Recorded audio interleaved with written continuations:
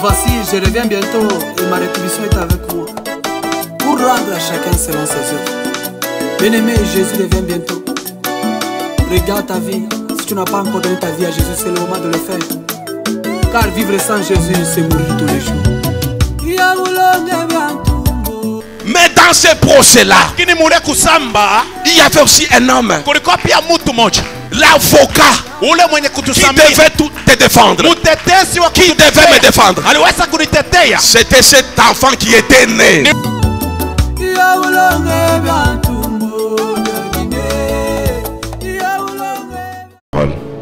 Tu nous dis dans ta parole que dans leur détresse, il envoya la parole et la parole est guérie et les fit échapper de la fosse. Nous sommes en détresse matériellement, financièrement, spirituellement. Envoie-nous ta parole ce matin pour nous faire sortir de cette détresse. Envoie-nous ta parole pour nous guérir, Seigneur notre Dieu, à tout point de vue. Nous bénissons ce moment au Père éternel. Nous voulons nous recommander à toi, Seigneur, que tu nous prennes totalement en charge. Seigneur, nous ne sommes pas habilités à parler à ton peuple, oh Dieu. Parle à travers nous, Seigneur. Fais de nous un instrument efficace ce matin pour communiquer ta pensée à ton peuple. Donne-nous, ô Père éternel, la sagesse, l'intelligence ainsi que cette capacité surnaturelle de transmettre ce que tu as préparé ce matin à ton Église. Bénis notre interprète, qu'il soit aligné sur la même onction, Seigneur notre Dieu, que moi, pour interpréter fidèlement ta pensée. Merci, cher Saint-Esprit, tu es toujours là pour sceller la parole de Dieu dans nos cœurs. Ne permets pas que le diable vienne voler cette semence vitale. Au contraire, Esprit de l'Éternel, permet que la parole de ce matin puisse réellement rencontrer la cible, que la parole de ce matin puisse consoler quelqu'un, puisse résoudre un problème et puisse introduire quelqu'un dans son héritage. Merci parce que tu es là pour nous assister pendant ce moment de la parole. Glorifie encore une fois de plus le nom de l'Éternel et le nom de Jésus-Christ pendant ce moment de la parole. Au nom de Jésus-Christ Nazareth, nous venons ici de prier, Père, et nous disons Amen. Amen. Amen. Amina, shangilia, pika mikono, pika makofi. Que le Seigneur vous bénisse. Soyez bénis encore ce matin. Que la grâce et la paix du Seigneur vous soient accordées ce matin. Et bon dimanche à tous. Nous allons nous tenir debout. Nous voulons commencer par le commencement. La lecture de la parole de Dieu. Nous sommes dans les épîtres pastorales. Aujourd'hui, nous allons exploiter un passage dans le livre de 1 Timothée au chapitre 3. Épître de Paul au Timothée. Nous sommes 1 Timothée chapitre 3. Nous allons lire à partir du verset 1er. Nous lisons dans le nom précieux de Jésus. Amen. Cette parole est certaine. Si quelqu'un aspire à la charge d'évêque, il désire une œuvre excellente. Il faut donc que l'évêque soit irréprochable, mari d'une seule femme, sobre, modéré, réglé dans sa conduite, hospitalier, propre à l'enseignement. Il faut qu'il ne soit ni adonné au vin, ni violent, mais indulgent, pacifique, désintéressé. Il faut qu'il dirige bien sa propre maison et qu'il tienne ses enfants dans la soumission et dans une parfaite honnêteté. Car si quelqu'un ne sait pas diriger sa propre maison, comment prendra-t-il soin de l'église de Dieu? Il ne faut pas qu'il soit un nouveau converti, de peur qu'enflé d'orgueil, il ne tombe sous le jugement du diable. Il faut aussi qu'il reçoive un bon témoignage de ceux du dehors, afin de ne pas tomber dans l'opprobre et dans les pièges du diable. Les diacres aussi doivent être honnêtes, éloignés de la duplicité, de des excès du vin, d'un gain sordide, conservant le mystère de la foi dans une conscience pure, qu'on les éprouve d'abord et qu'ils exercent ensuite leur ministère, s'ils sont sans reproche. Les femmes d'elles-mêmes doivent être honnêtes, non médisantes, sobres, fidèles en toutes choses. Les diacres doivent être mariés d'une seule femme et diriger bien leurs enfants et leur propre maison, car ceux qui remplissent convenablement leur ministère s'acquièrent un rang honorable et une grande assurance dans la foi en Jésus-Christ. Parole du Seigneur. Est-ce qu'on peut acclamer très fort la parole de Dieu? Que le Seigneur vous bénisse. Est-ce que tu peux encore exagérer?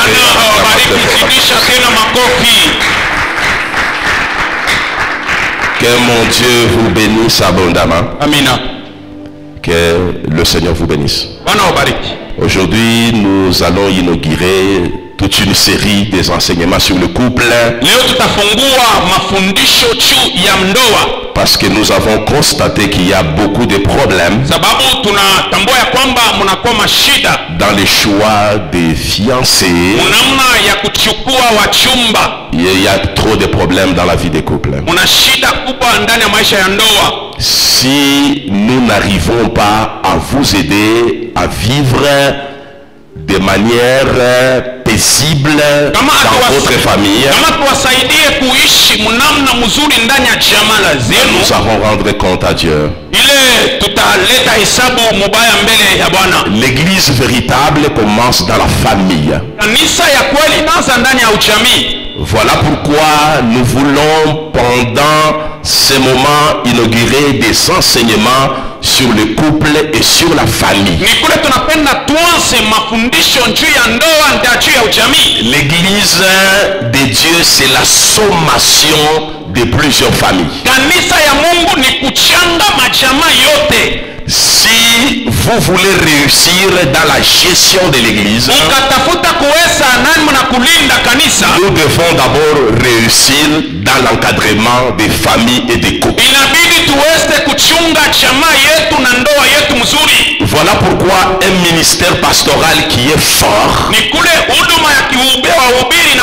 c'est un ministère pastoral qui commence par préparer les jeunes gens à réussir dans la vie du couple.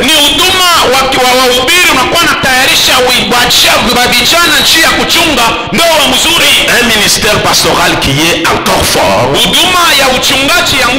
c'est celui qui consiste à aider ceux-là qui sont déjà dans le mariage à vivre leur paradis sur la terre. Au commencement, l'église n'existait pas. Dieu a commencé par faire alliance avec les familles. La première alliance que Dieu a conclue, c'était dans les jardins d'Éden. Cette alliance s'appelle alliance adamique. Donc Dieu a fait l'alliance avec Adam. La deuxième alliance que Dieu a faite, il a faite avec Noé. Alléluia. Voilà pourquoi lorsqu'il fallait sauver le monde, Dieu a commencé par sauver la famille de Noé. Parce que Noé a été en alliance avec le Seigneur. Ensuite, Dieu a fait alliance avec Abraham. Alléluia. C'est pour vous dire que la première église, c'était l'église des familles. Et la première alliance que Dieu a conclue, il a conclu ces alliances-là avec des hommes qu'il a appelés. La parole de Dieu nous dit ceci. Au verset 5 du 3e chapitre du livre de 1 Timothée. Car si quelqu'un ne sait pas diriger sa propre maison, comment prendra-t-il soin de l'église de Dieu? Autrement dit, le vrai pasteur, manake pastori wa kweli, un véritable ancien, muse wa kweli, qu'on appelle évêque, surveillant ou bishop, askofu, mchungaji, mulizi, le véritable diacre, manake shemashi wa kweli, ou le véritable serviteur de Dieu, wala mtumishi wa kweli wa Mungu, la véritable servante du Seigneur, kichakazi wa kweli wa Mungu, c'est celle ni yule qui est à même de réussir d'abord la vie du couple. ni ule mbele anaweza maisha ya ndoa. Si vous échouez dans votre couple, Ukashindwa ndani ya ndoa, vous avez échoué toute une vie. unaishindwa maisha yote mzima, Parce que le sacerdoce commence au sein de la famille. manake ukuhani unaanza ndani ya uchamii. Alléluia. Amina. Voici mon serviteur. Tazama mtumishi wangu Le serviteur que Dieu va soutenir. ambaye Mungu atalinda. C'est cela le grand thème de notre message. Haya ni shina kubwa ya ujumbe Mais wetu. aujourd'hui, nous sommes dans le cadre du mariage. Leo tunakuwa ndani ya ndoa. Et le véritable serviteur que Dieu va soutenir, Mtumishi wa kweli ambaye Bwana ou atasaidia, la véritable servante que Dieu va soutenir, kijakazi wa kweli ambaye Bwana atasaidia, c'est celui qui fournit d'abord des efforts pour réussir dans son ni mariage. yule anafanya yote wezekanayo chia kuweza ndani ya ndoa. Si vous échouez dans votre mariage, Ukashindwa ndani ya ndoa, il vous sera difficile d'exercer le sacerdoce. hautaweza kutumikia ukuhani. Nous sommes sauvés pour servir Dieu et pour l'adorer. Tunaokolewa chia kumtumikia Mungu na kumwabudu. Le sacerdoce, c'est le service dans la maison de Ni Dieu. kazi ndani ya nyumba ya Bwana. Or, tu ne peux pas exercer le sacerdoce de manière efficace dans la maison de Dieu si vous êtes médiocre dans votre famille. Hawezi kuweza ukuhani ndani ya kanisa ya Mungu kama ndani yako hawezi. Je suis pasteur. Niko pastori, Avant que je sois un véritable pasteur kabla niwe mchungaji wa dans kweli l'église mission du salut et de la foi, katika kanisa ya wokovu na imani, je dois exercer d'abord mon ministère convenablement auprès de maman Sylvie et auprès de mes enfants. nitumie huduma wangu katika nguvu pembeni ya mama. Si dans ma maison je ne suis pas modèle Kama ndani ya nyumba à sina présenter à maman Sylvie ya kuonesha mbele ya mama et à mes enfants, na kubatoto ya je ne serai pas non plus modèle sitakuwa pia mfano devant vous et devant l'église du Seigneur. mbele yenu na mbele ya kanisa. Alléluia. Amina. Aujourd'hui, nous avons des problèmes avec les mamans pasteurs. Leo tunakuwa na mambo ndio ya Nous avons baba beaucoup de problèmes avec les enfants des serviteurs de Dieu. na batoto ya batumishi ya Mungu. Vous savez pourquoi il y a un problème dans nos maisons? Unajua nini? C'est parce que nous n'arrivons pas, nous serviteurs de Dieu, à exercer d'abord le ministère au sein de notre propre maison. Nicho hatuwezi kutumikia huduma wetu ndani ya nyumba yetu. Beaucoup de mamans servantes, Ba mama bichakazi ba Mungu bakuwe mami. elles se disent servantes de Dieu dans l'église du Wanasema Seigneur. ni bichakazi ndani ya kanisa. Mais en réalité, elles sont incapables d'exercer le sacerdoce au sein de leur propre maison. Ukibatazame banashindwa kutumikia huduma ndani ya nyumba yabo. C'est bien d'aspirer au métier du serviteur. Ni mzuri kutamania kazi ya L'apôtre Paul dit au verset 1er ceci: anasema hivi kusharia kia kwanza, si quelqu'un aspire à la charge d'évêque, il désire une œuvre excellente. mtu akitaka kufanya kazi ya kiaskofu, Autrement dit, anatamania kazi l'apôtre nzuri. Paul voudrait dire ceci: Manake aliweza kusema hivi, si quelqu'un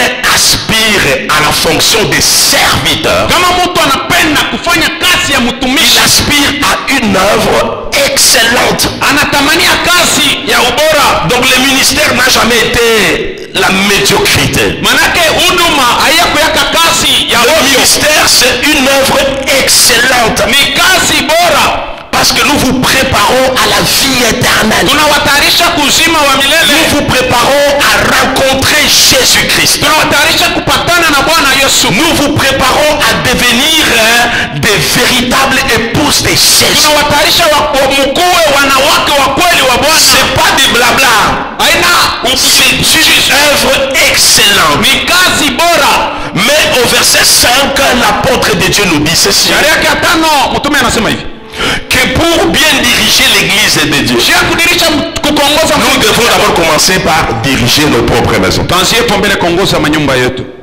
Il y a un verbe qui m'intéresse dans ce passage. kunakuwa utamko moja inatoa moyo wangu, C'est le verbe diriger. ni kuongoza. Alléluia. Amina. Diriger, c'est gérer. Kuongoza ni kuchunga, Diriger, c'est administrer. manake ni kulinda, Diriger, c'est donner des orientations. manake ni kuleta mauongozi, Diriger, c'est organiser. manake ni kutengeneza, Diriger, c'est influencer. ni kuvuta. Si vous ne savez pas influencer positivement votre propre femme, Kama uvute katika usawa, si vous ne savez pas influencer positivement vos propres enfants, auvute katika usawa, si vous ne savez pas influencer votre propre mari, auvute bwana yako katika usawa, comment voulez-vous influencer les autres? namna kani utaweza kuvuta wengine? Il vous sera très difficile. Hautawezekana kamwe. Alléluia. Amina. Il y a les hommes qui se disent anciens diacres, ils sont incapables d'influencer leurs propres enfants, leurs propres femmes pour servir Dieu. Washemashi na wazee wanashindwa kuvuta nyumba, watoto na wanawake. Il y a des mamans qui se disent Kunakuwa wamama, maman servante de Dieu. mama kijakazi wa Mungu. Alléluia. Amina. Mais ces mamans sont incapables Lakini hawawezi d'influencer leur propre mari, kuvuta wanaume wao, d'influencer leurs propres enfants, kuvuta watoto wao. l'enfant que toi-même tu as hébergé pendant 9 mois dans votre ventre. Mtoto ule ulichunga miezi mingi na Tu as élevé cet enfant. unamkomesha huyu mtoto, Il a grandi dans votre maison. anakomea munyumba yako. Mais lorsque on doit citer les enfants qui se rebellent dans la maison de Dieu, ton enfant aussi est cité. Tukitafute kutaya batoto batomboshi, Lorsque on doit compter les enfants qui sont rebelles tukibalule à leurs parents, ton enfant aussi est compté. batoto batomboshi kubazazi yabo na mtoto yako ashipuse. Alléluia. Amina. Nous devons être d'abord de véritables serviteurs dans nos maisons. Tukwe watumishi wa kweli mu manyumba yetu. Nous devons bien gérer nos Tuchunge femmes, mzuri wa nos maris et nos enfants. babibi yetu, babana yetu na batoto yetu. Et la gestion commence par quoi? Na kuchunga kunaanzia pa nini? Alléluia. Amina. Par la maîtrise de certains éléments. Manake kushika maneno fulani. Aujourd'hui, je vais vous montrer pourquoi dans beaucoup de foyers, ça ne marche pas du tout. Tawambia namna kani mwandoa mingi maneno ayende. Même dans les foyers de certains pasteurs, ça ne marche pas. Hata mundoa ya wachungaji wengine Je vous maneno avais ayende. donné un témoignage sur une conférence qui a eu lieu aux États-Unis d'Amérique. Niliwapatia ushuhuda moja juu ya kongamano lipitakana kule C'était kwa une Amerika. conférence internationale. Ilikuwa ya kubwa kabisa. Les Kongamano hommes de kubwa. Dieu des différents continents étaient conviés à cette conférence. Watumishi wakubwa mumautma ya kuachana waliitwa kuhiyo. Les conférenciers avaient posé une question très délicate. Msemaji aliuliza swali kubwa. Il avait dit ceci: Alisema hivi, si aujourd'hui l'Éternel kama leo Bwana changeait sa loi alibadilisha sheria et il vous demandait aujourd'hui de recommencer la vie de couple, na anawaambia tuanzunule maisha ya ndoa, combien des hommes de Dieu qui sont dans cette salle bantu ngapi ya ba Mungu beko ndani ya hiyo vont nyumba accepter de divorcer pour se remarier avec une autre femme? batechika kuachana na babibi yabo njuu bende bakaowe tena babibi Le bengine. constat était alarmant, triste. Kitambulisho kilikuwa kibaya kabisa. 90% des hommes de Dieu qui étaient dans la salle Wengi watumishi walikuwa ndani ya chumba avaient approuvé cette décision-là. walikubali hiyo sheria. Ils ont dit que si aujourd'hui le Seigneur nous demandait de divorcer pour recommencer la vie de mariage, nous serons prêts à le faire. Kama Bwana anatuambia tuvunje mandoa tuanze mandoa ingine, Voici maintenant la conclusion du conférencier. Mwangalie sasa mwisho ya kongamano. Le conférencier a conclu en disant: Msemaji aliwisha kamwisho mkusema, si vous hommes de Dieu, kama ninyi watu wa Mungu, vous les encadreurs de couple, ninyi wachungaji walinzi ya vous mandoa, qui êtes conseillers conjugaux, mweye mnakuwa washauri ya wandoa, encadreurs de la jeunesse, wachungaji wa vijana, vous qui donnez les enseignements sur le couple ninyi mko nafundisha juu ya ndoa et sur les jeunes mariés, na juu ya bale wanaingia mundoa, vous avez lamentablement échoué dans la vie des couples. munashindwa mandoa yenu. Que dire maintenant des différents couples que vous dirigez dans vos églises respectives? Tutasema nini juu ya mandoa ile mnakuwa na S'il y a un problème au sommet de l'église, kama kuku mambo kule kukichwa ya kanisa, que dire maintenant tutasema nini sasa au niveau de la base? kule kumwanzo? C'est pour vous dire Juu ya kusema que aujourd'hui le diable, pour déstabiliser l'église, leo kanisa il commence par déstabiliser le couple. shetani anaanza kukombanisha mbele mandoa juu ya uweze mzuri kanisa. L'église aujourd'hui n'est pas stable. Kanisa leo haina katika ustawi. Et dimanche passé, j'ai dit ceci chez les jeunes, Wiki ilipita nilisema hivi kwa yana, que pour détruire la vie des jeunes, juu ya kuharibisha maisha ya le kijana, diable s'occupe du fondement. shetani kunaanzia pa mwanzo pa Et le msingi, véritable fondement msingi ya kweli que le diable est en train de cibler pour détruire, ambaye shetani eko nafuata juu ya haribu, c'est la vie des couples et la vie des familles. ni maisha ya ndoa na ya ujamii. Alléluia. Amina. Curieusement, même les hommes de Dieu, ils sont incapables Hata watu wa Mungu hawawezi de sortir du piège du diable. kutoka mumuteko ya shetani. Aujourd'hui, beaucoup de couples sont piégés. Mandoa mingi inakuwa katika Pourquoi les couples sont piégés? juu ya nini inatekwa? Parce que lorsqu'on vient dans le mariage, Wakati tunakuwa ndani ya ndoa, nous oublions d'abord que nous sommes différents. tunasahau ya kwamba tunachanisha. Alléluia. Amina. Ce qui fait qu'il y ait un problème dans le mariage, c'est quoi? Ile inafanya kuke mambo ndani ya C'est ndoa parce que nous oublions que nous sommes différents. ni juu tunasahau ya kwamba tunachana. Le premier élément Kitu ya kwanza que Dieu voudrait que vous reteniez ce matin ambaye Mungu anapenda mshike asubuhi ya leo pour stabiliser votre mariage, njia ya ndoa yenu ikiwa katika ustawi, c'est d'abord de connaître que nous sommes différents. inabidi mbele ujue ya kwamba unachana. Alléluia. Amina. Moi, je suis moi. Mimi ni mimi, Maman Sylvie, c'est Maman Sylvie. papa ni papa, mama ni mama. Alléluia. Amina. Du point de vue sexe, Kuambatana na bumutu, moi j'ai le sexe masculin, mimi ni mwanaume ma femme a le sexe féminin. naye pia ni mwanamke. Nous sommes différents. Tunaacha kuachana.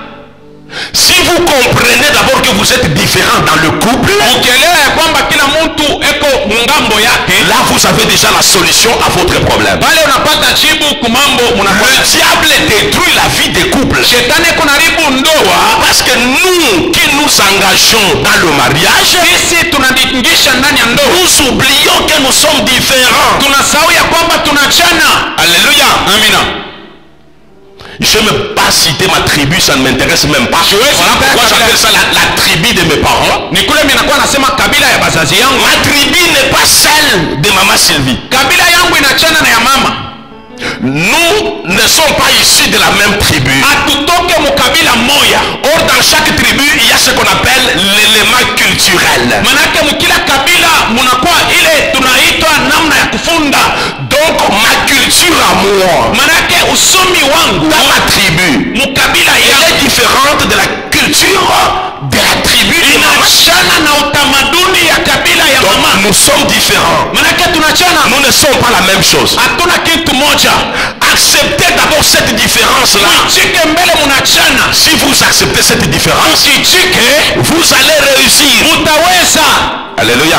Amina.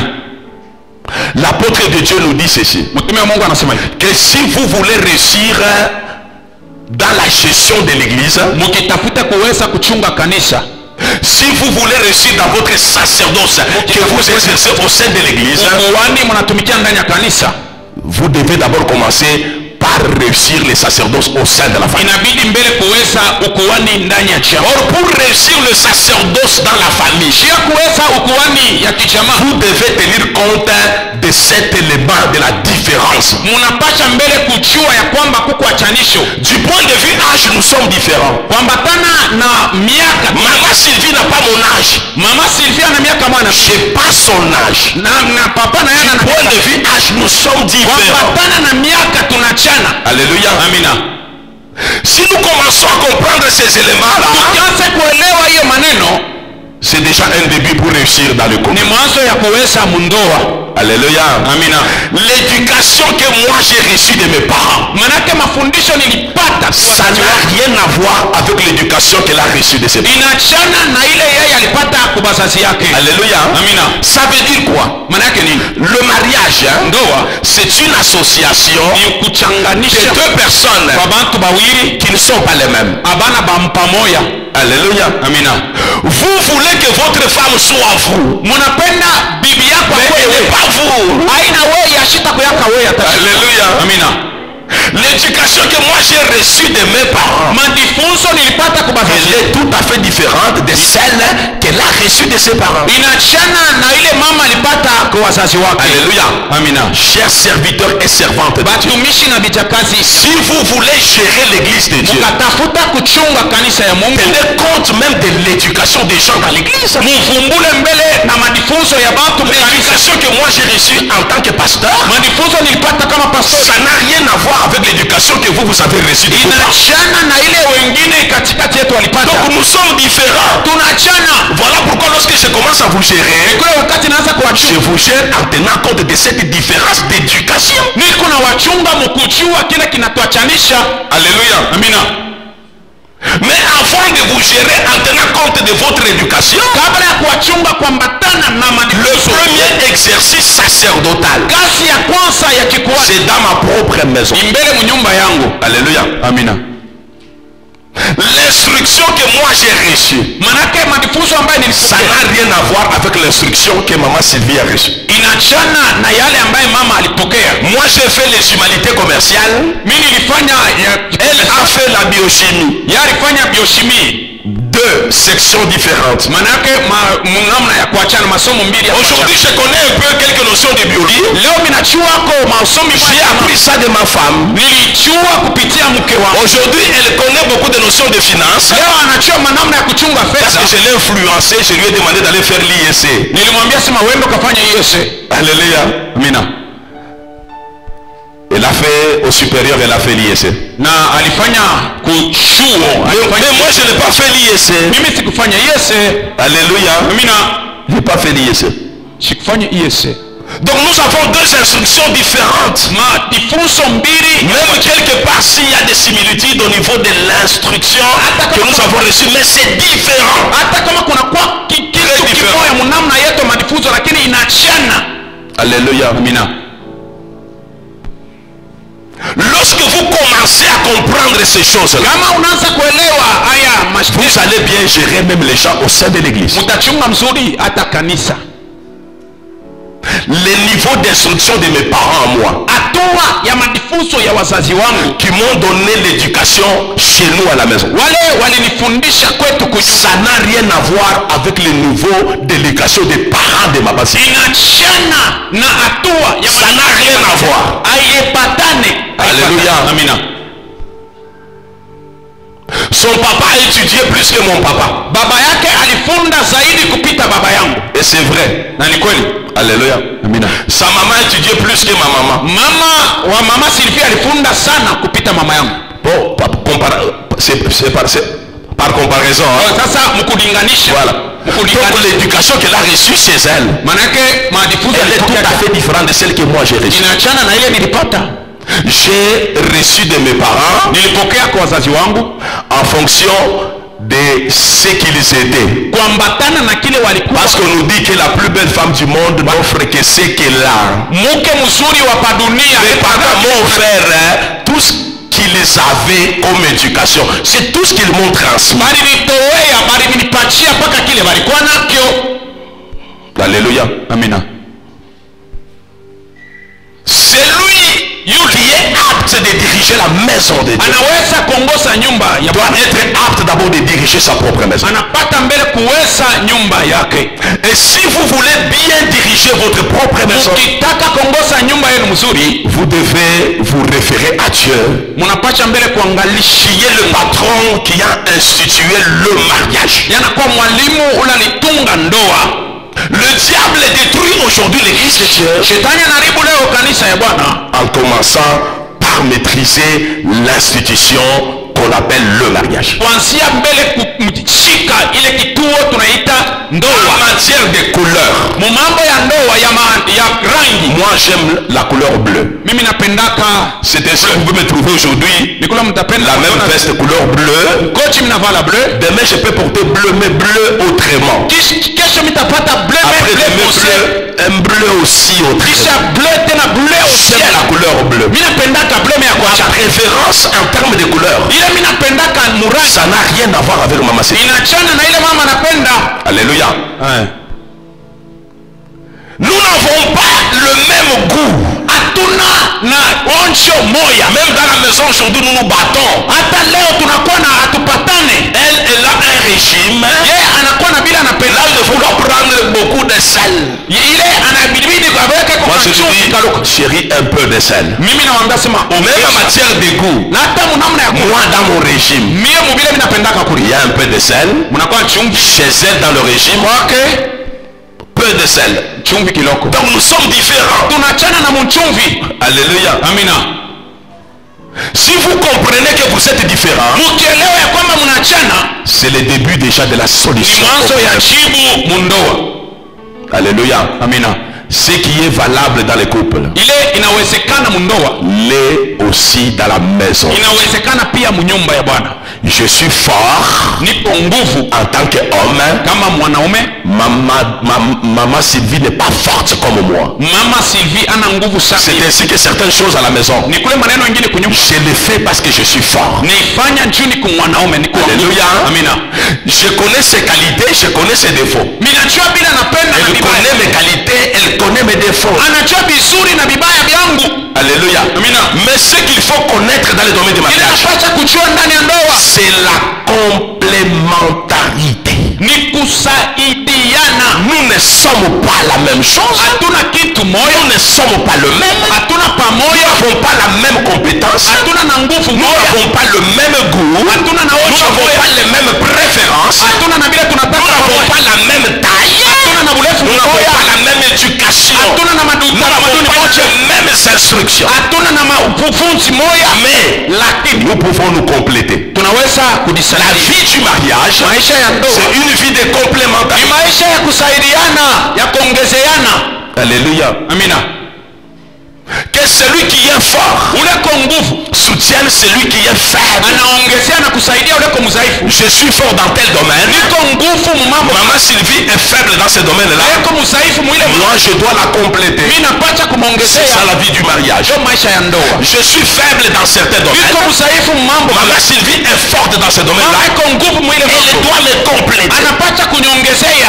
Alléluia. Amina. Il n'est pas bon que l'homme soit seul. Haina mzuri mwanaume abakie Je yeye. vais lui donner une aide semblable à lui. Tamupatia usaidizi mwenyewe La anafanana na femme n'est pas un homme. mwanamke, haina mwanaume, Elle est une femme à tous égards. ni mwanaume mu mambo yote. Tu ne peux pas changer la nature féminine. Hawezi kubadilisha ile Dieu a fait ça comme ça. Sio vile Mungu alifanya mwanamke. Alléluia. Amina. Ce qui est important dans la vie de couple, Cha muhimu ndani ya ndoa c'est la complémentarité. kuongezeana na Nous kusaidiana. devons nous compléter Tunapata mutuellement. kujisaidia katika uhusiano. Et dans la complémentarité, qu'est-ce que nous devons faire? Mkuongezeana na mkusaidiana tutafanya nini? Si je ne sais pas m'habiller, Kama sijue kuvala, ma femme doit m'aider à m'habiller. bibi wangu atanisaidia kuvala. Si moi je sais bien m'habiller Kama mimi najua kuvala, et que ma femme ne sait pas s'habiller, mke wangu ajue je kuvala, dois l'aider à bien s'habiller. namsaidia kuvala mzuri. Alléluia. Amina. Si ma femme ne sait pas arranger la cuisine, et la chambre à coucher, je dois l'aider à le faire. Kama sijue kutengeneza mpishi na nyumba yetu ya kulala, tamsaidia kutengeneza na kutanjika. Il y a des mamans qui sont bizarres. Huko ba mama bengine abachui. Alléluia. Amina. La beauté d'une femme. Buzuri bwa mwanamke. Alléluia. Amina. Chère maman, chère jeune fille. Mama na wabinti. La beauté d'une femme. Buzuri bwa mwanamke. Ou d'une jeune fille. Wala wabinti. N'est pas définie en termes de maquillage. Haiko ayambatane na En vile termes de fermés talons que vous portez. kuambatana na kabelo En kunavala. termes de votre beauté. Kuambatana na vile kuna En lipenda. termes de votre coiffure. Kuambatana na kabelo. La beauté d'une femme. Buzuri bwa mwanamke est déterminée en fonction inambatana des éléments suivants. maneno na maneno hii minatafuta kumiambia. Une bonne femme, Mwanamke mzuri, une belle femme, mwanamke mrembo, c'est celle qui sait arranger d'abord son mari. ni ule mbele anajua kutengeneza kuongoza. Alléluia. Mume wake. Dès que vous voyez un mari sale, Kama unaona mwanaume wa buchafu, sachez aussi que la femme est sale. mshimone yeye mwone bibi. Alléluia. Amina. C'est ça. Njoo vile. Je suis un conseiller conjugal. Njoo vile mimi najua na ni mshauri wa ndoa. Je vais vous apprendre beaucoup de choses Tamifundisha maneno dans le mengi domaine du mariage. mambo ya ndoa. Alléluia. Amina. Aujourd'hui, Leo les mamans nous présentent ba mama beko natonesha une bonne façade, une bonne apparence. beko natonesha kia inchi. Les jeunes filles nous présentent une bonne apparence. Beko natambia vile beko navala Même mzuri. si vous êtes dans les fiançailles, Hata kama uko katika uchumba, apprenez à votre fiancé de bien s'habiller. anza kumfundisha kwa kuvala. Alléluia. Amina. Le jour où vous allez me présenter votre fiancé, Siku utanyambia mchumba wako, chère jeune fille, binti, si je les vois habillés bizarrement, je te disqualifie automatiquement. kama nesha kuvala vert rouge na kuambia sema una weneane. Alléluia. Amina. Un mari, lorsqu'il s'habille, il faut qu'il y ait quand même de la concordance. Mwanaume kama navala inapasha ko tumakulere kwa kuambatana. Alléluia. Amina. La notion de l'esthétique, ça vient de la femme. Kujua kuvala kunatoka na koko wa baba mama. Oui, la notion de l'esthétique, Kujua kupanga elle est beaucoup plus féminine. ni ba mama banabijua. Alléluia. Amina. Je ne peux pas porter une veste bleue Siwezi kuvala avec une chemise verte. na chemise vert. Wala poloni sa bleu ngoja Bleu avec du vert, ça ne va pas. hapana biendeke bleu na vert binachana. Alléluia. Amina. Ça ne va pas. Abiendeke. La manière de s'habiller Namna ya kuvala est influencée par la maman. inavutiwa kupitia mama. Derrière un homme qui s'habille bien, il y a une femme qui a de l'esthétique. Ya mwanaume anaisha kuvala mzuri kuku mama. Derrière un homme qui s'habille bien, Mwanaume kumkongo il y a une femme vertueuse. kuku mwanamke mrembo mwema. Chère maman, faites très attention. Mama mkebeni ange. Alléluia. Amina. Ne laissez pas vos maris venir à l'église vaille que vaille. Mushache ba mama ba papa kwenda mukashi na kwa mkanisa vile vile.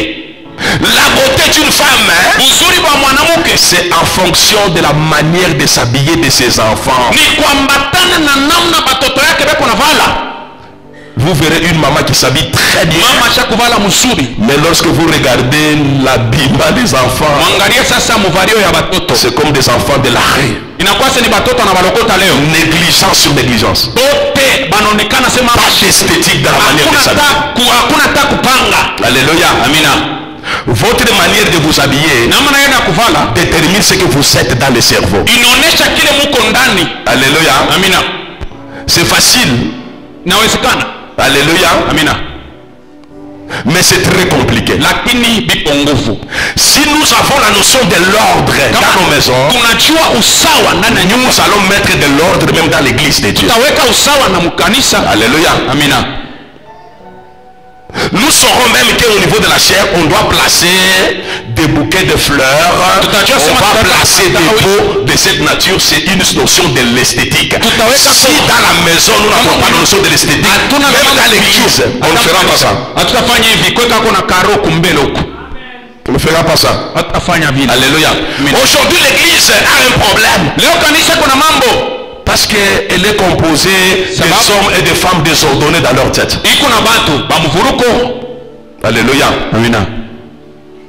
Dieu nous a donné la sagesse et l'intelligence. Et cette sagesse et intelligence doit être expérimentée d'abord au sein de nos familles. Alléluia. Amina. Aujourd'hui, nous avons des problèmes même avec les enfants au niveau de l'école des dimanches. S'habiller, c'est pas un problème d'argent. S'habiller, c'est un problème de goût. C'est un problème de goût. Même dans la friperie, il y a des bons habits. Lorsque vous vous habillez, personne ne saura que c'est un habit de seconde main. S'habiller, c'est un problème de goût. Ça n'a rien à voir avec l'argent. Nous négligeons nos enfants. Parce que nous n'avons même pas les goûts. C'est pas normal. C'est pas normal. L'église, pour diriger l'église, on doit avoir même les goûts. Alléluia. Amina. L'église de Dieu, c'est pas une poulailler. L'église de Dieu, c'est pas une porcherie. L'église de Dieu, c'est la maison de l'excellence. Mais cette excellence doit venir d'abord de nos maisons.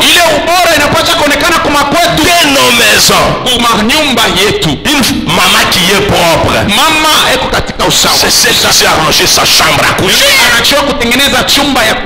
Regardez vos oreillers. Vos oreillers là sont comment? Vos têtes d'oreillers sont comment? Il y a même les papas qui trouvent ça normal. Alléluia. Pour bien dormir, dormir paisiblement et avoir de beaux rêves. Mais il faut soigner votre oreiller. Alléluia. Regardez ce que nous avons comme oreiller dans nos maisons. Alléluia. Vous savez pourquoi on n'embellit pas l'église de Dieu? C'est parce que nous ne savons pas embellir nos maisons. Si la chambre à coucher est comme un endroit, un ring de catch de boxe, vous pensez qu'on va arranger la maison de Dieu? On ne va pas arranger la maison de Dieu. Alléluia. Amina. Vous êtes serviteur d'abord dans votre propre maison. Bientôt la saison des pluies. Mais entrez dans la chambre à coucher.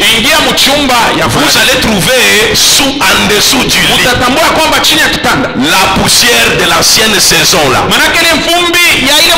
Vous vous arrangez juste là-bas, en dessous des lits là. Regardez en dessous des lits. Papa, allez vérifier en dessous du lit. Alléluia. Amina. Ngumbi ya 2010. Après nous allons dire fièvre typhoïde. Moi je ne dors pas bien. Alléluia. Amina. Le premier ennemi de votre propre santé, c'est vous-même. C'est vous-même. Vous ne savez même pas soigner votre matelas. Alléluia.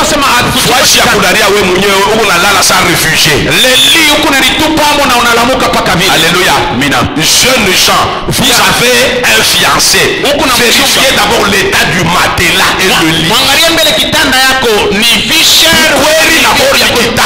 Le mariage d'abord c'est le lit. Dis à votre fiancé, vous voulez m'épouser, achète-moi un bon lit. Pas cette histoire de lit en attendant.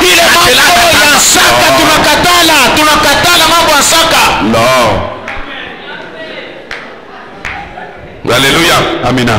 Et sur les lits des bons oreillers. Hapana oreille mshoko mayani unaweka mayani. C'est quoi ça? Kisha visanye bilengia mule ndani bila kuchuma. Alléluia. Amina. Si nous sommes incapables de diriger nos propres maisons, nous serons incapables de diriger la maison.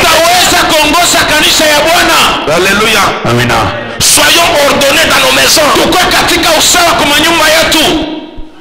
La chambre à coucher, c'est pas une porcherie. Chère maman, vous devez savoir même parfumer votre chambre à coucher. Vous devez avoir le parfum. Le parfum spécial également pour votre chambre à coucher. manake ya mshambre ya kushe. Après avoir arrangé le lit, Kisha kutengeneza vous kitanda, arrangez bien les oreillers, kutengeneza vya vous kuwekea parfumez votre chambre à coucher. ka parfum kazuri hivi. Alléluia. Amina. C'est votre jardin, jardin de délices. Ni Votre chambre à coucher. ni inapasha kuitunga. Alléluia. Amina. Après vous allez dire que les hommes sont mauvais, ils sont fidèles. Ils ne sont pas fidèles. C'est vous qui les rendez fidèles. Vous ne savez pas arranger vos chambres à coucher. Jua kutengeneza machumba yenu ya kulala. Alléluia. Amina. La propreté d'une femme Usawa ya mwanamke au niveau de la cuisine.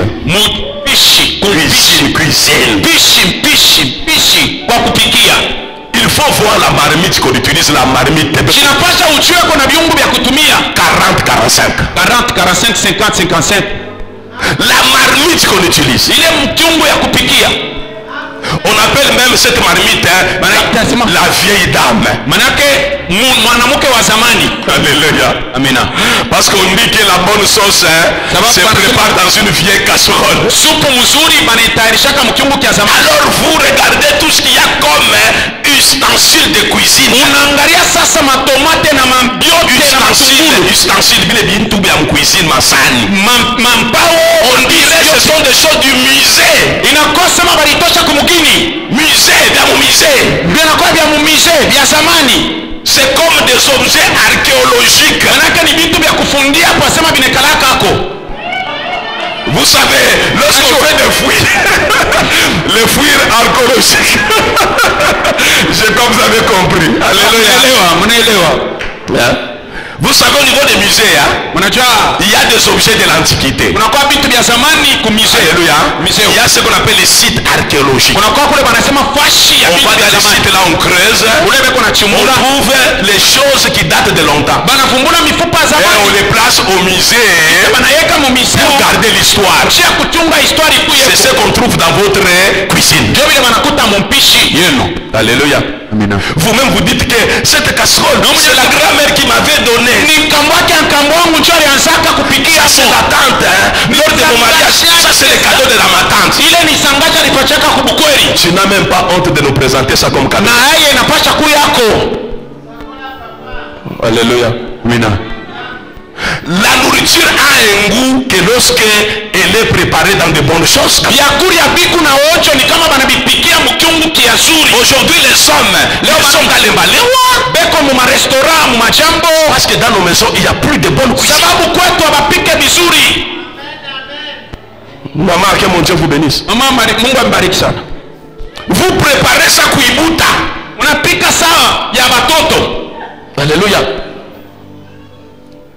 Vous savez le kuibuta? C'est ce qui se passe aujourd'hui même dans les maisons des chrétiens. Et vous êtes les premiers à accuser le mari.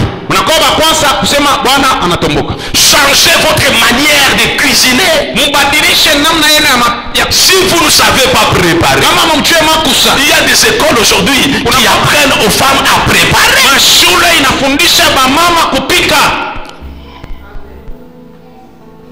Vous pouvez engager même un domestique, une bonne qui sait préparer pour améliorer les choses. Alléluia. Amina. Si vous êtes incapable, soignez votre propre mari. Comment allez-vous soigner votre pasteur? Alléluia. Aujourd'hui nous avons des mamans à l'église qui ne s'occupent jamais de leur pasteur. Vous savez pourquoi vous ne vous occupez jamais de moi? Parce que vous ne vous occupez jamais de vos maris. Vos maris sont devenus des grands frères. Vos maris sont devenus des cousins. Alléluia. Ton mari c'est ton mari. Ton mari c'est pas ton grand frère. Vous êtes même trop habitué à votre mari. Vous le regardez comme un visiteur. Il se réveille le matin. Vous ne connaissez même pas son programme. Et les maris aussi qui sont sans foutistes, ils oublient même de rincer la bouche. Parce que maman n'a pas acheté le Pepsodent. Maman n'a pas acheté la brossada. Et papa, comme il est sans foutiste, il s'en va comme ça.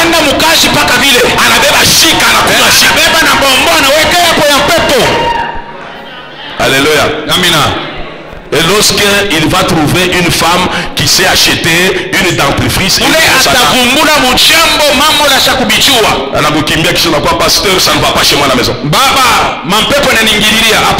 Ça ne va pas parce que tu es négligente.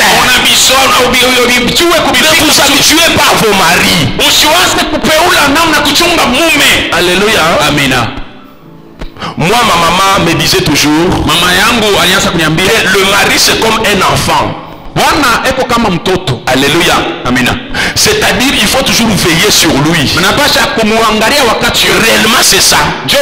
Nous les hommes, nous sommes comme des enfants. Il faut veiller sur nous. Alléluia. Amina. Veillez sur vos maris. C'est ainsi que vous veillerez sur votre pasteur. C'est ainsi que vous veillerez sur vos anciens, sur vos diacres. Veillez sur votre mariage. C'est ainsi que vous veillerez sur votre propre église. Alléluia. Amina. Aujourd'hui, nous avons des maris qui ne savent même pas donner l'argent de poche à leur femme. Est-ce que vous trouvez ça normal? Vous, votre femme, c'est seulement la ration, vous lui donnez la ration, un point tiré. Mais la femme, c'est plus que la ration. Aujourd'hui, nous avons maintenu nos femmes au niveau animal. Le niveau de manger, c'est le niveau animal. C'est le niveau trop bas, élémentaire. Alléluia. Dieu vous a donné cette femme-là. La femme, pour l'entretenir, il faut des moyens. Voilà pourquoi j'ai toujours dit que le mariage, c'est une affaire de grandes personnes. Si tu ne sais pas entretenir ta femme, autant ne pas prendre l'engagement de te marier. Toi, lorsqu'on parle de la maison, c'est seulement payer les loyers à la fin du mois. Si donne la ration, tu oublies que cet enfant d'autrui là que tu as a besoin aussi de l'argent de poche pour ses besoins personnels. Alléluia. Amina. D'ailleurs, même cette notion de l'argent de poche, nous devons le faire à l'endroit de nos enfants qui ont déjà grandi. Ils ont droit à l'argent de poche. Aujourd'hui, nous avons des filles qui commencent à dévier dès le bas âge à cause d'argent.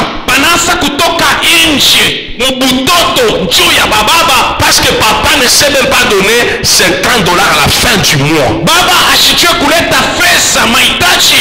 Pendant qu'il a des besoins. Alléluia. Amina. Et lorsque cette fille-là, cette jeune fille-là, va rencontrer un garçon qui lui donne $50 à la fin du mois, vous pensez qu'elle va résister? Elle fera allégeance à ces garçons-là. À qui la faute? Aux parents. Parce que nous ne savons pas gérer nos propres enfants.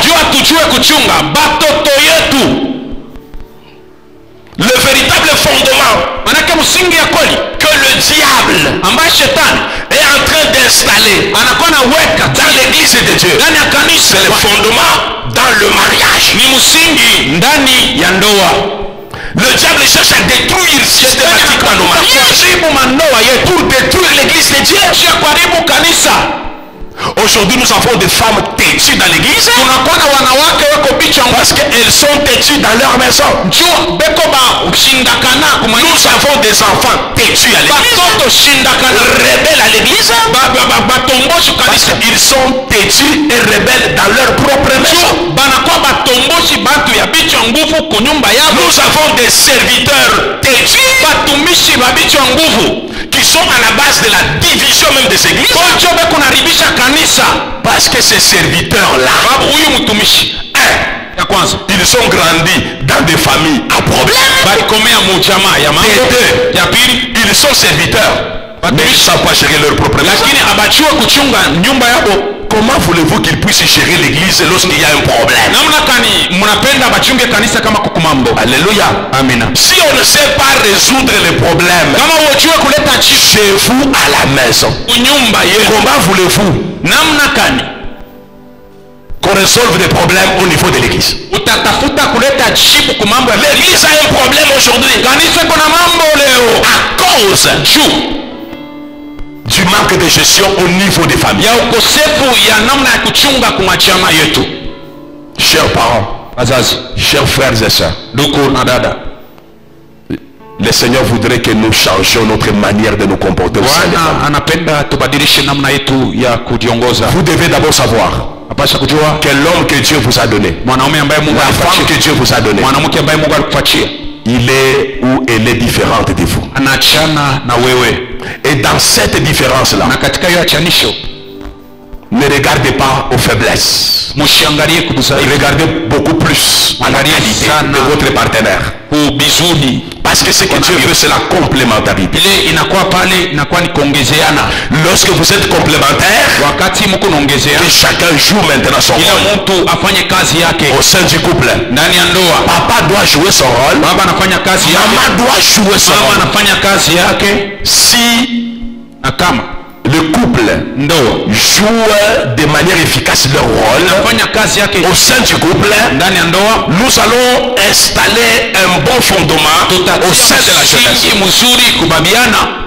Parce que cet après-midi, nous allons parler de la jeunesse. Magharibi ya leo Vous tutasemea verrez que la plupart des problèmes tuna kwamba mambo au niveau des jeunes, c'est un problème de mauvais fondement au sein de la famille. ni mambo ya misingi mbaya mchama. Les jeunes sont victimes des mauvais fondements que nous, parents, avons installés au sein de la famille. Vijana banapukua na mambo juu ya sisi bazazi Dieu yao. voudrait qu'on puisse corriger les Mungu choses. anapenda tutengeneze maneno. Alléluia. Amina. Parce qu'il y a de l'espérance pour ceux-là qui vivent. Kwa kitumaini kwa wale wanaishi. Ne dis pas que c'est trop tard. Ukisema sema bisha kuchelewa. Ce n'est pas trop tard. Abichelewe. Si Dieu veut Kama Mungu anataka qu'on puisse prêcher sur ces choses, tuhubiri juu ya hiyo c'est maneno, pour vous dire que c'est pas trop tard. ni njia ya kuambia sema abiyapita. Vous pouvez repartir aujourd'hui Mnaweza kuanzurula leo sur de nouvelles bases misingi mizuri pour réinstaller un nouveau fondement. juu ya kuleta tena msingi Au nom de Jésus-Christ. kwa jina la Yesu Kristo. Chère maman, Bamama, vous êtes important au sein de la famille. mnakuwa wa muhimu ndani ya jamaa. Dieu voudrait que vous puissiez assumer, prendre des responsabilités. Mungu anapenda mfanye kazi yenu. Alléluia. Amina. Parce que sans vous, papa ne fera rien. Bila ninyi baba hawezi kitu. Papa a besoin de vous. Baba anahitaji wapo Ne wetu. vous minimisez pas. Na msijisarau, Vous êtes très important. mnakuwa wa muhimu kabisa. Alléluia. Amina. Moi j'ai constaté Mimi nilitambua au sein de cette église mu batumishi la santé que le frère a. afya ambaye Il n'avait pas cette santé avant le mariage. asikukuwe nayo kabla aingie mundoa. Alléluia. Amina.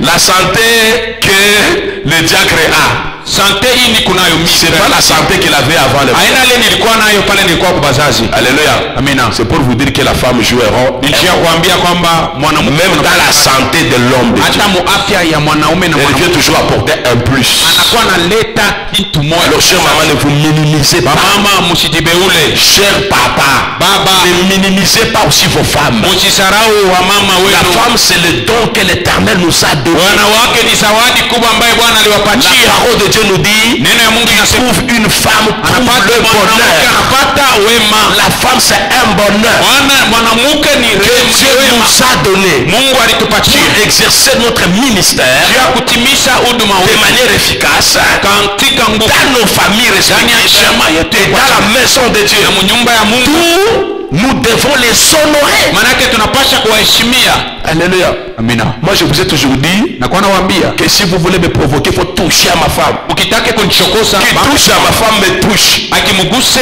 mama et qui me touche, hein, touche à la prenelle de l'œil de l'Éternel. Anagusa buricho ya Bwana. Alléluia. Amina.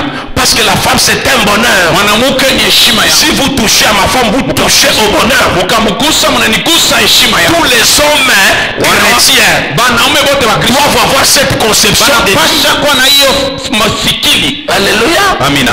La femme que Dieu t'a donnée, c'est un bonheur. Bibi ambaye Mungu alikuachia ni wema. Ne dis pas qu'elle n'a pas étudié. Ne dis pas qu'elle a reçu une mauvaise éducation. Alléluia. Si elle n'a pas étudié, tu dois gérer. Tu dois l'aider à étudier. Si elle est mal éduquée, tu dois l'aider à être bien éduquée. Voilà pourquoi j'ai toujours dit ceci. Au somme pour terminer. Lorsque vous me dites que papa, ma femme est impoli, je vais vous poser la question.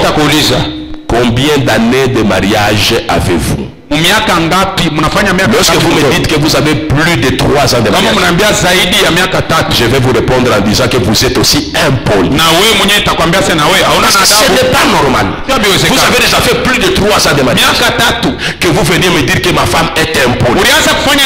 Si votre femme est impolie, après 3 ans de mariage, vous l'êtes aussi.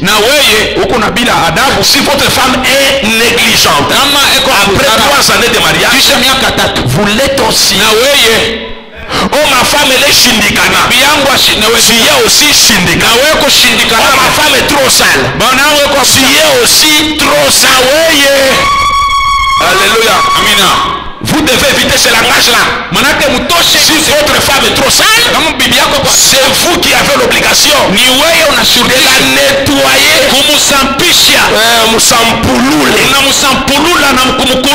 Alléluia. Amina. Vous avez l'obligation de le faire. C'est ça la vie de couple. Si vous faites ça, vous ne direz pas que notre pasteur est sale. Si votre pasteur est sale, vous devez l'habiller. Alléluia. Oh, tel musée est sale. Si tel musée est sale, vous devez l'habiller.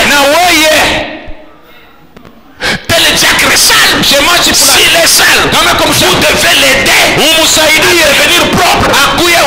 Et pour le faire, commencez d'abord dans votre propre famille. Et si vous êtes incapable de soigner votre mari, vous ne soignerez jamais votre pasteur. Vous ne soignerez jamais vos enfants. Si vous êtes incapable de soigner votre propre femme, vous ne soignerez jamais maman pasteur. Vous ne soignerez jamais les mamans diaconesses.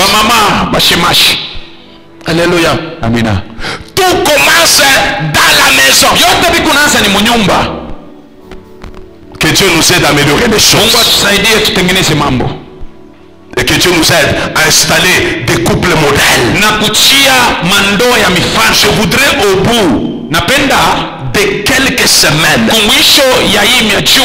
de ces enseignements, que les choses bougent dans cette église, que les choses changent dans cette église. Même votre manière de vous habiller doit changer. Un homme doit s'habiller comme un prince pour honorer sa femme. La femme doit s'habiller comme une princesse pour honorer son mari. Alléluia. Amina. Ma femme c'est une princesse, elle est reine. Je dois l'habiller comme reine. Je suis son prince. Elle doit veiller sur moi pour que je m'habille comme un prince. Ce n'est pas normal. Vous êtes propre. Votre mari n'est pas propre. Vous êtes propre. Votre femme n'est pas propre. Ce n'est pas normal. Si vous êtes ensorcelé, nous allons monter un service de délivrance pour vous délivrer. Ce n'est pas normal. C'est pas normal. Vous vous êtes présentable. Maman Sylvie présentable. Quand on regarde Victoire, comme la poubelle.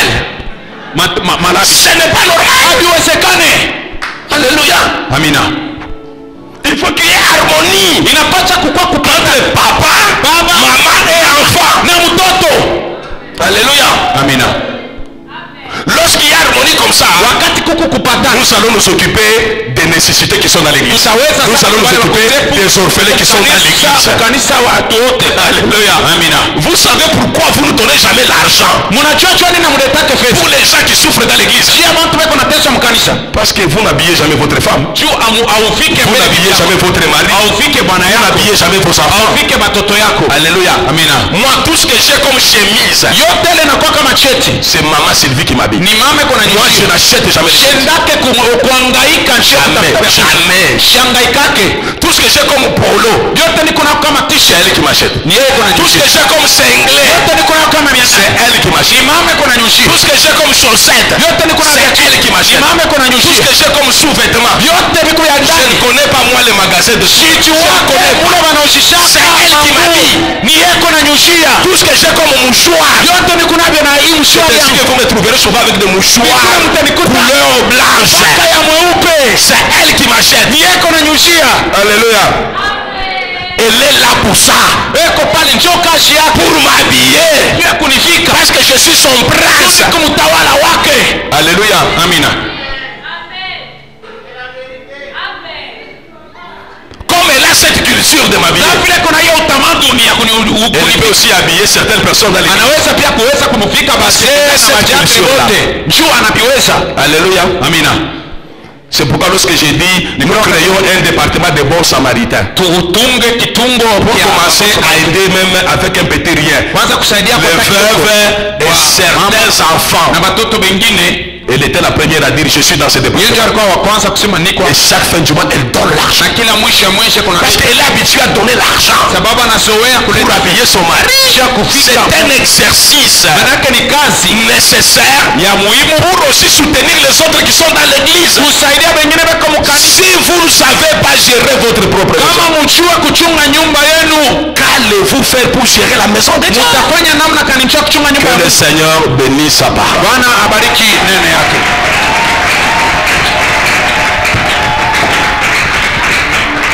Est-ce qu'on peut acclamer encore pour le roi?